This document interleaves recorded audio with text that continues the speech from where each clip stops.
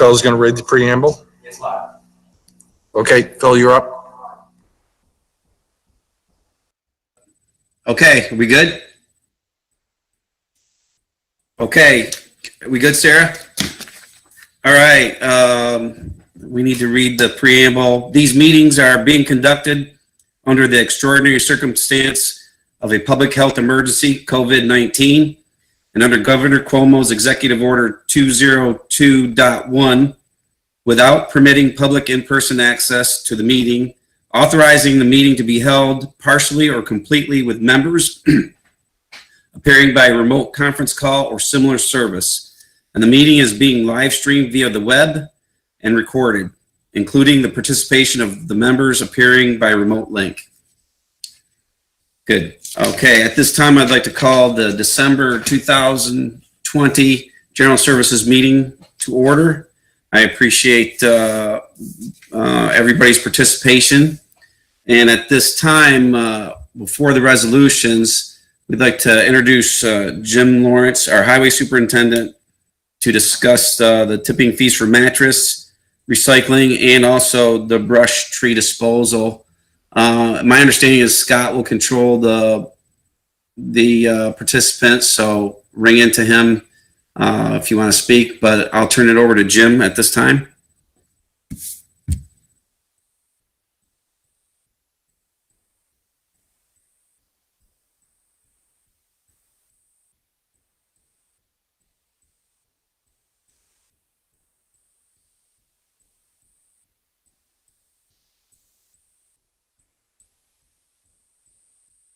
Sarah, we got Jim?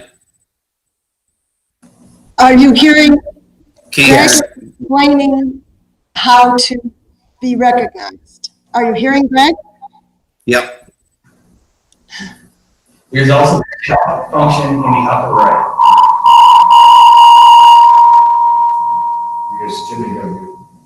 You want me to mute again?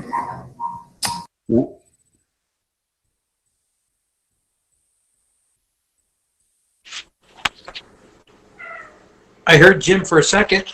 He wanted to be muted. Yes, sir. Scott, can you unmute Jim now?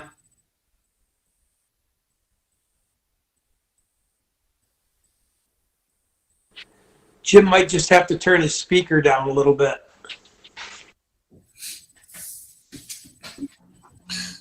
Did everybody get Greg's instructions there?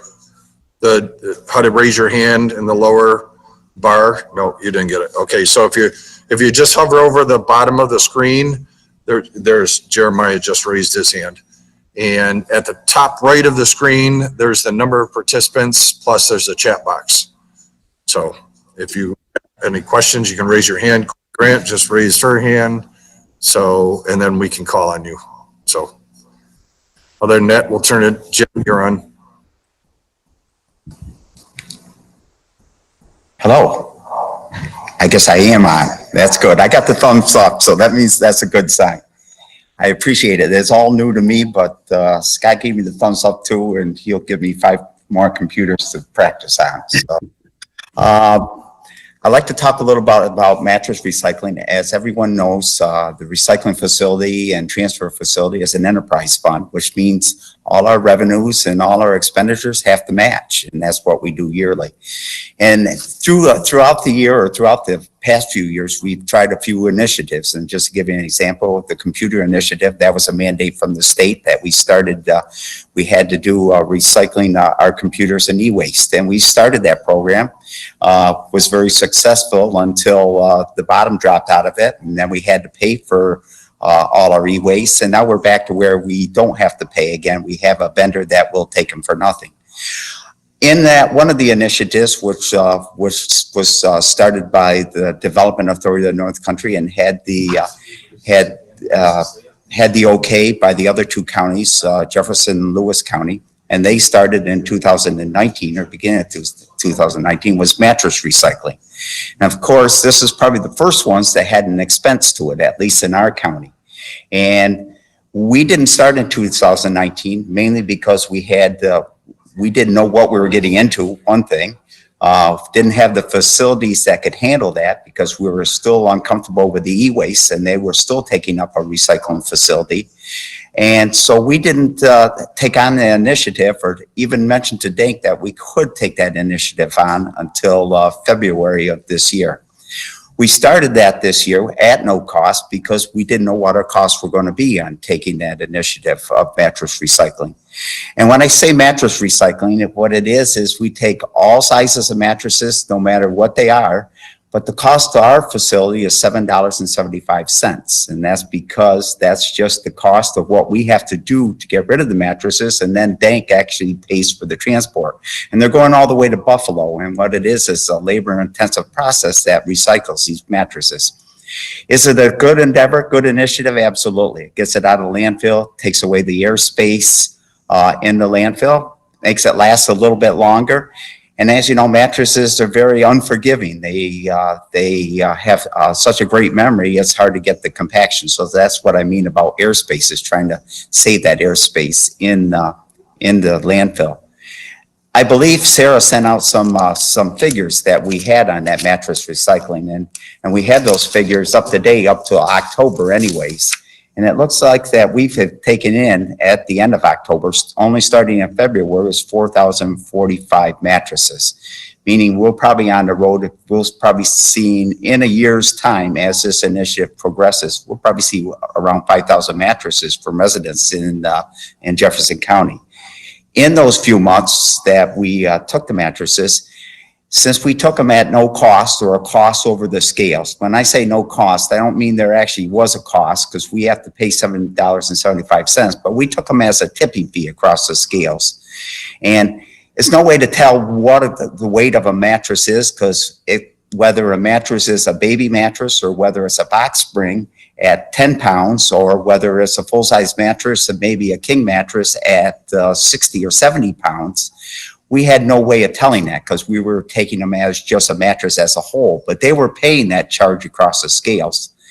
We did some figuring and backtracked a little bit, and we had to come up with an average per mattress. And our average per mattress, we kind of used the figure of $40 a mattress. So using that figures are 40 pounds, using that figure of 40 pounds per mattress, it would take 50 mattresses to make up a ton.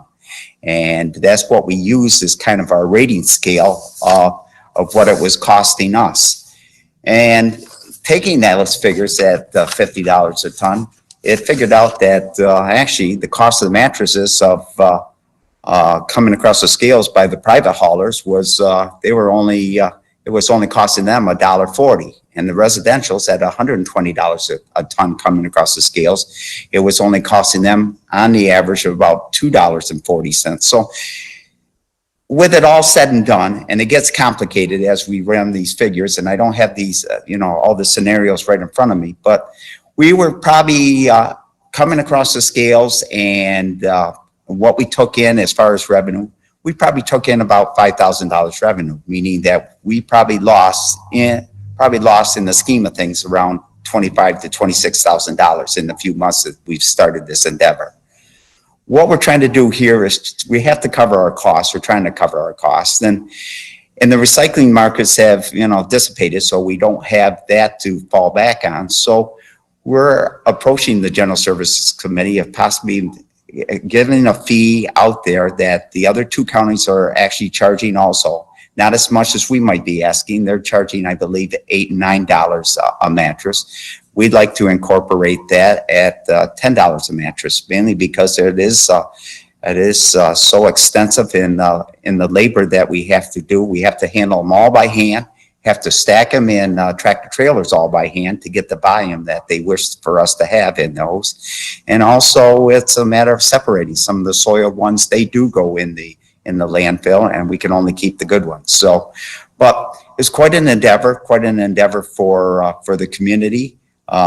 We've seen where we thought that we'd only see a few mattresses, not the 4,000 that came across our scales, that we saw we'd see a couple hundred of them till we got this initiative started. But it didn't take long for the private haulers and the community and even some of the townships that they started bringing them at a ton rate and a large volume. And then as they bring them in as a larger volume, that's where we lose our revenue source across the scales, because as I mentioned before, they're only paying $1 a mattress, and we're paying $7.75 to dispose of them or have them recycled.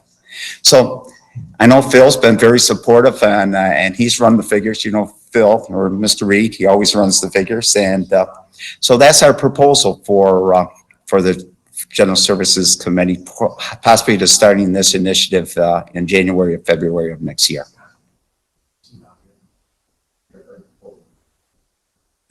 Thank you, Jim. And we'll just add that as enterprise fund, you know, when we're asked to run things like a business, that is a business out there. And we can't afford to do pass-through costs on our labor and what we handle.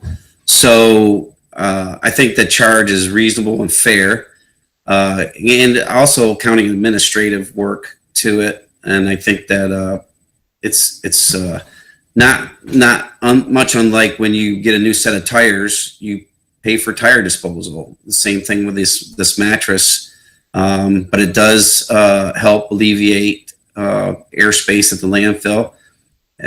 So it's I think it's a reasonable request, and I'll turn it over to Scott to direct the traffic on. I think Bobby Ferris had a comment first. Thanks, Mr. Chairman, both of you. Jim, when I talked to Legislator Reed, we were talking the same thing, the $10. And that is the mattress is $10 and the box spring would be $10 as well? That is correct. Yep. Because we have to pay, no matter what it is, we have to pay the $7.75. All right, thank you. Bobby Cantwell, did you want to follow up on your comment? Sure, I just needed to charge a fee, increase the fee. I was kind of being exuberant there at 20 to 30, but if I brought a mattress to the transfer site, I wouldn't have a problem paying $10 or $20 to get rid of this mattress. Increase the fee. It's fine with me. Thank you, Mr. Chairman. Sorry about that. Bill Johnson next, and then Anthony.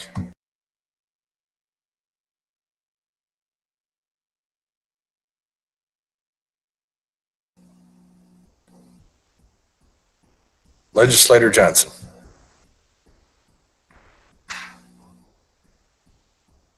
Okay, how about, well, he unmutes, Anthony, Legislator Doldo. Thank you. Yeah, I mean, this is a enterprise fund. I mean, we can't just keep doing stuff at cost. You know, I think the $10 fee is awful cheap. I would like to see that amount go up higher because there is some hidden costs in there that I don't think we're coming up with. And I still think it's too cheap to get rid of a mattress for $10. So I would support going higher on that number and start right out of the gate with a better number than what we've got, because if in a private business, you don't make that, you don't pass through costs, you don't make a little bit of a markup. You really need to cover a majority of your costs and have profit in there to cover other expenses to run the landfill. That's all I have to say. Thanks. I finally figured out how to unmute. I have more of a question, I guess. What are the towns doing now? Or are they keeping the mattresses and stuff separate? Phil, do you know, or Jim? Yes, they are, Legislator Johnson. We've seen them where they're collecting them as a whole and then bringing them to our facility. And that's where, and actually it kind of hurts us because they're coming in such a large volume, and they're getting a good deal, because I believe some of the transfer or some of the facilities or local facilities or towns are actually charging that $10 and $20 now, is what I heard, and making a revenue off of us. So yes, that's what they're doing, some of them. Okay, thank you.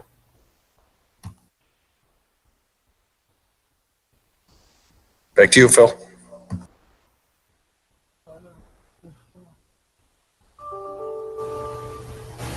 Thank you, Chairman.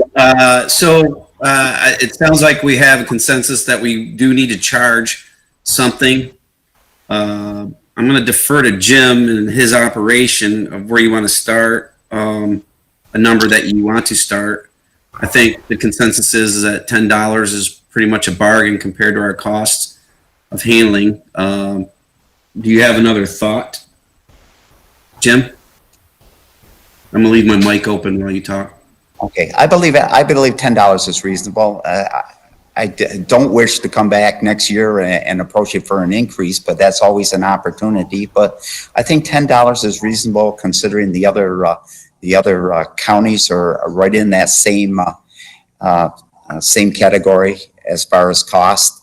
It does cover our costs. It does cover most of our labor, and you know, we're trying to be conservative for the community also. So I think we can work with $10 a mattress. Jim, what are you right there calling about? Bobby Harris, just say Bobby Harris. Mr. Ferris? Yeah, There you thank go. you. I heard Mr. Gray. He's got a very healthy voice in there. Anyways, I definitely support $10. I think that it's reasonable. And I had asked Mr. Reed, you know, is it going to be $10 for a twin, 15 for a queen, and, you know, 20 for a king? I'm not looking to make money on this. It's a service, and I'm happy to cover our costs on it. If you know, I don't want to pay to have somebody else get rid of their mattress. Let them pay for their own mattress, and I'll pay for mine. So if $10 covers the cost and you're comfortable with it, I'll support that for you. So I think for the sake of time, Jim, why don't we circle back? We do have a consensus that $10 would be the floor price. We can revisit it before a resolution, before we do a resolution, and then share it with the committee and the rest of the board. Does that sound like a plan to the committee? Yes. Everybody's thumbs up. Okay, that sounds good. I think it's a good, reasonable plan. It's a reasonable cost, and you know, it'll help our operation run as a business. Jim still wants to talk about another issue that we don't have to. Just wants to make you aware of it at this point. But we inherited this when we took over the Pamelia transfer site. It's the brush pile. And Jim and I were joking that it's turned from a brush pile to a brush hill to a brush mountain. So, Jim, I'll let you expound on that. Thank you, Chairman Reed. We always had the opportunity to get rid of our brush and some of our tree stumps and things at our transfer facility. And when this first started, when the transfer facility started, I believe it was part of the agreement with the town of Pamelia that we would take some of the green waste from the town of Pamelia because they had no other place to take that. Since that endeavor, I believe the county has continued that operation and continued it with just some of the residents throughout the community and some of the commercial haulers that have brought some of the brush and green waste to our facility.